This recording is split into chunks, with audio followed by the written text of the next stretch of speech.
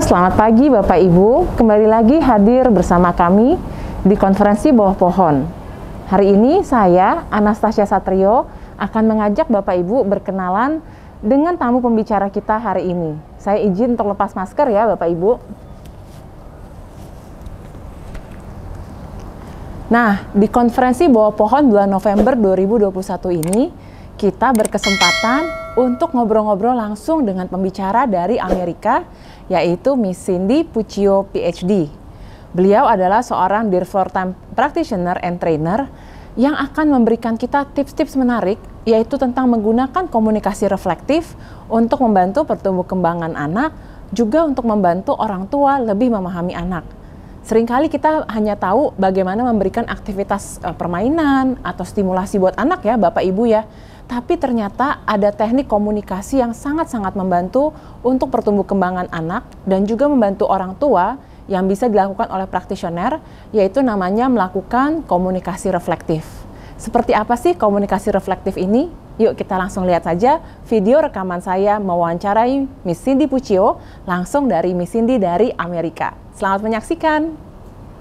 Hello ladies and gentlemen, back again with us in the konferensi bawah pohon session on November bersama GCDC, Jakarta Child and Development Center. This time we will discuss a very interesting topic for all practitioners, whether it will be a psychologist, therapist, doctors, teachers, or expert trainer and leader in various areas. Let me introduce myself. My name is Miss Anastasia Satrio, MPSC Psikolog. I'm a clinical child psychologist for teenagers in Jakarta Child Development Center. Now with me, there's one special guest. She is specialized in play-based and child-centered approaches and brings over 20 years of mental health and DIR experience to her practice. She has been a DIR and FT trainer for over 10 years and currently serves as a clinical consultant for ICDL. In addition to her private practice, she is one of the faculty of Sarah Lawrence College and teach the Child Development Graduate Program. And with no further ado, let's call our special guest, Miss Cynthia Puccio, PhD. Hi, Miss Cynthia. Good morning, good evening. It's morning for me and evening for you. Yeah. Thank you so much for having time with us from Jakarta, Indonesia, to have some introduction about the topic that you will present to us on the November. How are you these recent times, especially during this pandemic of COVID? And would you like to share your activities and experiences, Miss Cynthia? Oh, thank you for asking about that. Yes, we are all in this very unusual, difficult time that keeps changing every day as the pandemic changes. And it makes these types of get-togethers where we're all sharing and learning with one another remotely so important, because we all have this desire during this time to continue to learn from one another. So I'm excited to be doing this with all of you, especially from someplace so far away, the United States. So yeah. Thank you. Okay, so we really glad to hear that you have a safe situation with your family also, and nowadays we do remote activities, right, during doing the webinar, the online consultation, and we are excited to welcome you to our konferensi bawah pohon today. And we have the topic for seminar professional online on November is about understanding the complex roles of practitioners, especially about how to use the supportive reflective practice in our clinical work.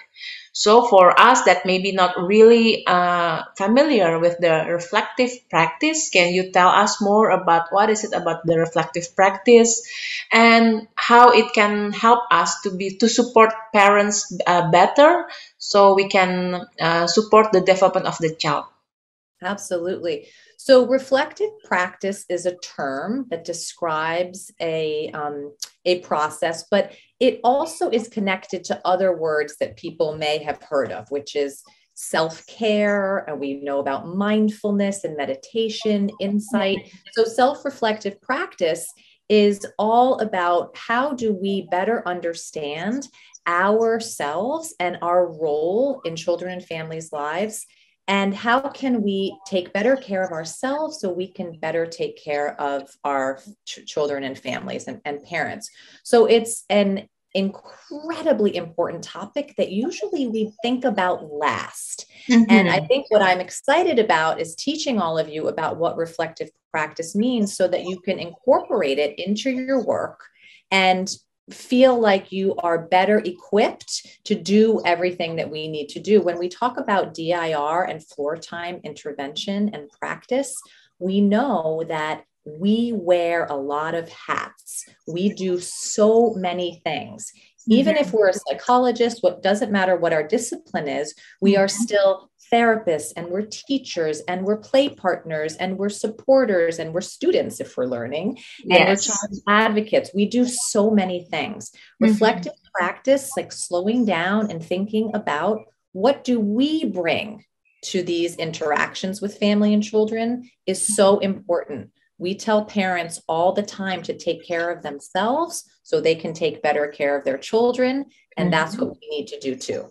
So it's a very important part of our practice in DIR floor time. And it's unique to the DIR floor time model because many other interventions and models really don't talk about this. So that's what makes it really exciting.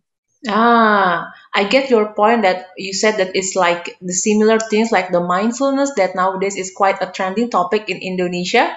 So hopefully a lot of people understand that it's very easy to forget that we are also a human, right?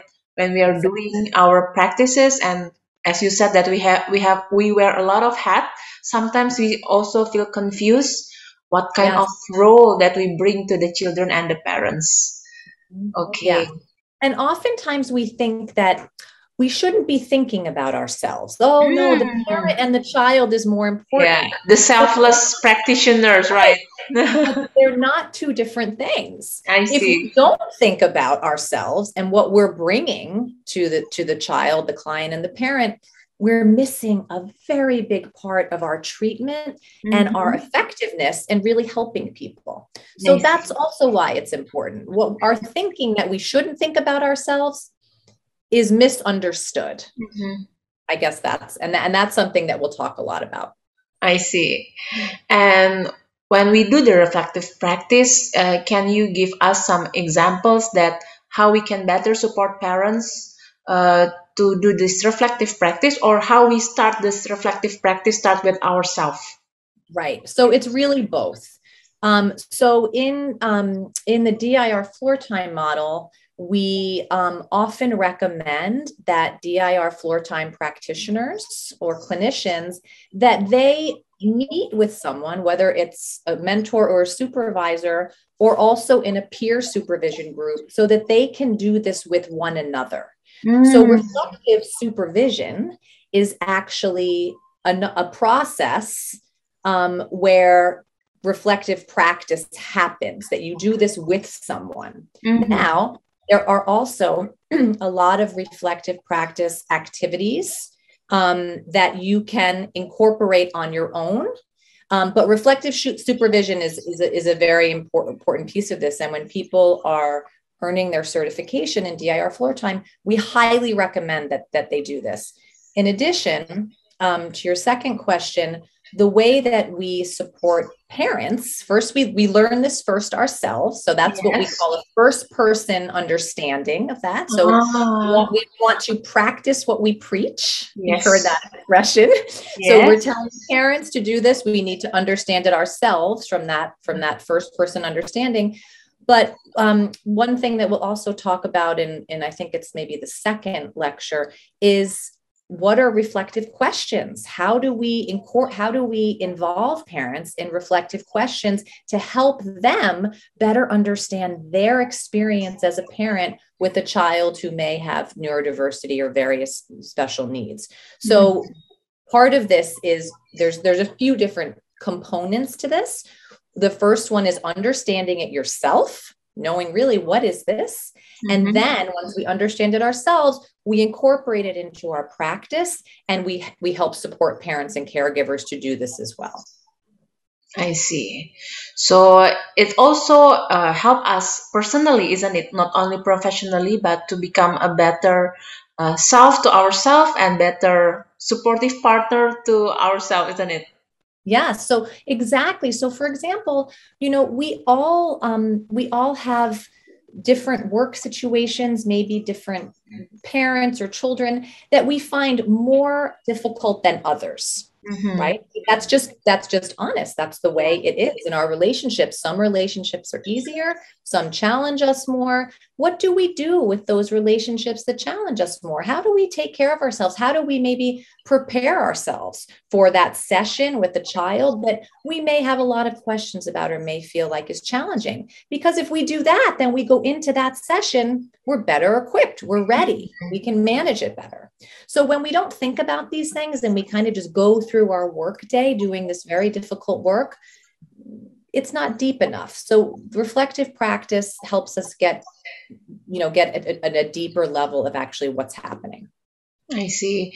And also, I just remember that during this COVID pandemic and also dealing with a lot of emotional issues, we also experience burnout as a practitioners, isn't it? Yes. Yeah. That's a very, very good point. Yeah. So now more than ever, this is important. So we know from neuroscience, and as you said, mindfulness is becoming very trendy in Indonesia and everywhere, right? Yeah. And there's a reason for that. And that's because the science is supporting it. Science is really supporting mindfulness and meditation. We've known that for a very long time. So we're just catching up to that. And that's really exciting. But this is old news in one sense. Yeah. But bringing it into our practice, especially for people who don't know about it and have never thought of it. Once you learn about this, you tend to say, I can't believe I didn't do this before, or I can't believe I never thought about this. In the same way that sometimes those of us in mental health think so much about emotions and feelings and psychology. And then once we learn about the body and sensory processing and integration in the field of OT, we think, oh, I can't believe I never knew that.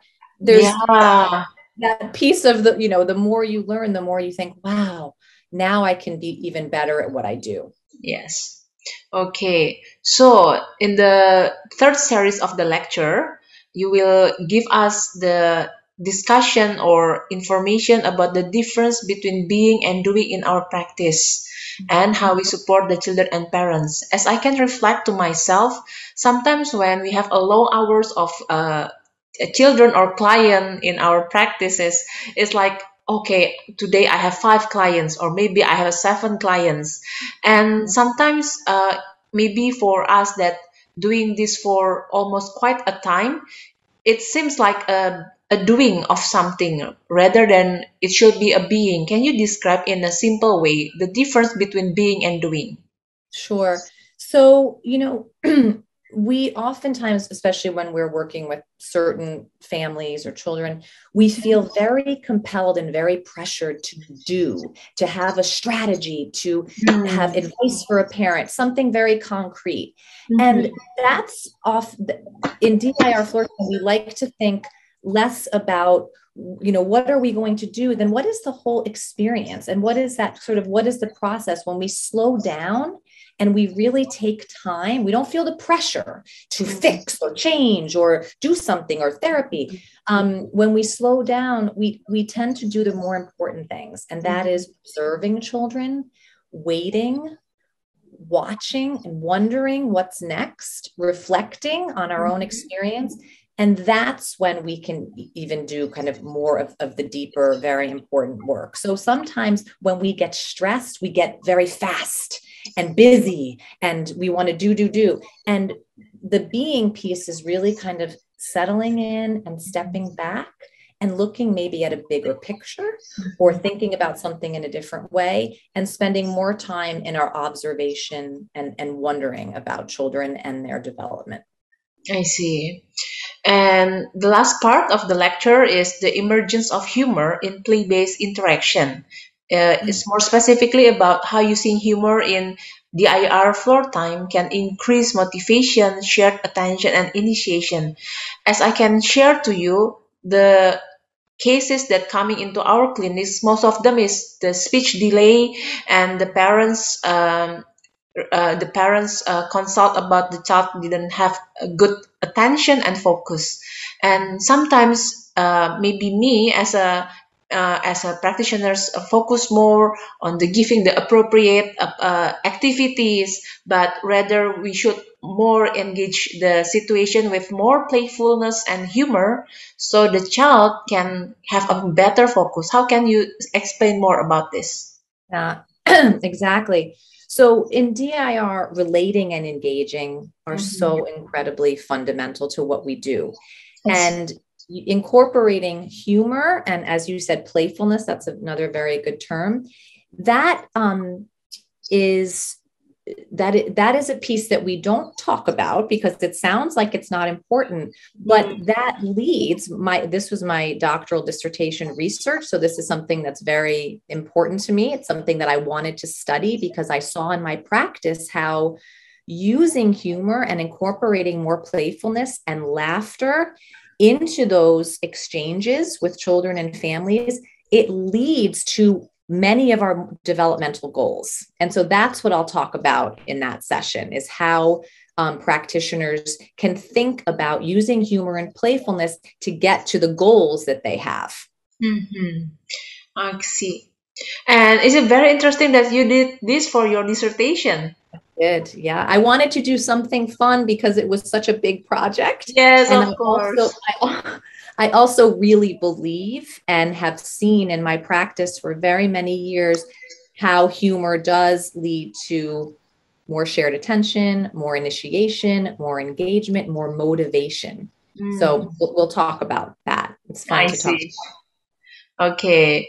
The last things for to summarize about this lecture is that sometimes the terms the reflective practice is not mega super bond fantastic things. It's a very humble and becoming more human. But I think it's very essential for us as a practitioners to incorporate this reflective practice in our day-to-day interaction with our clients. Can you give us some of more description that encourage people who watch these videos about why we are as a practitioners we should learn more about this reflective practice?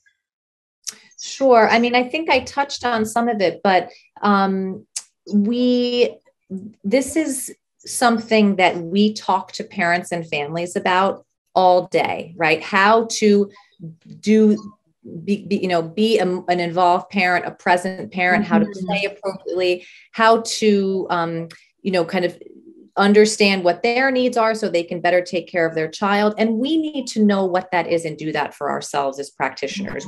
That's something we cannot ignore. Yeah. So it is hard for many of us. We're in a helping profession. We think about ourselves last. This is not like thinking about yourself like in this narcissistic way. It's not Yes, like, of course. like anything like that. In fact, it's very, very different. It's learning more about how we can support ourselves, our own relationships with one another, so that we can then do our job better. It's Mhm. really that simple. It's different from your own therapy. It's not like that. It's Yeah.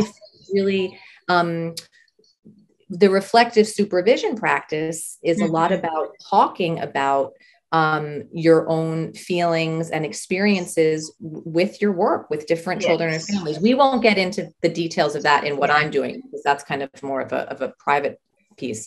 Yeah. But we'll talk about why it's something people need to incorporate. Yeah, and this is very interesting because as I can reflect, sometimes from the old paradigm of teaching the practitioners, we cut down our own emotion and feelings. And isn't that what you said is so important? Yeah, We are in the business of feelings and emotions. Why would yes, we think that ours were not important in our work? yeah, That's so it's ironic. Yeah. So hopefully a lot of people, especially practitioners, can come and join us and to learn to unlearn about the Yes. things that we learn in our old paradigm of school of thought. Yeah. Yes, yes. It's an added component that is very enlightening. Yeah. And I think once people even learn a little bit about it, there's a lot more that people can do beyond learning with me. Mhm. And we'll talk about that too. So for people, and I think it will resonate with everyone, because it would be hard to believe that it wouldn't, but then people will have different feelings about moving on and learning more about it. And I can talk about how they can continue that if they want to. And I Okay. think they will. Okay. I think that's all for our trailer and teaser, actually, for Teaser, this right? upcoming webinar on November. Thank you so much, Miss Cindy, for having time to sharing with us with the amazing information. It's a deep and simple, but it's very profound, isn't it? Yes, that's another great way. It is profound. That's a Yeah. very good way to, but it shouldn't be profound in a way that's intimidating. It's exciting. Yeah. It's just unfolding from within, isn't it? Right. Exactly. We hope that this information about what we talked today can create a more awareness and information for all of you that watching this konferensi bawah pohon, and encourage all of you to going more deeper into yourself so we will become a better practitioners. Do you have any closing statement or message for us practitioners in Indonesia?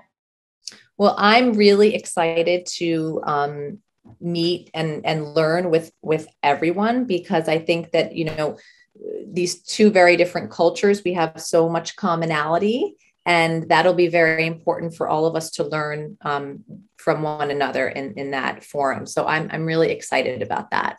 Okay, I like to make things fun, so this will, yeah. I hope, will be fun too. Okay, we hope it will be fun for us too, and we are excited too.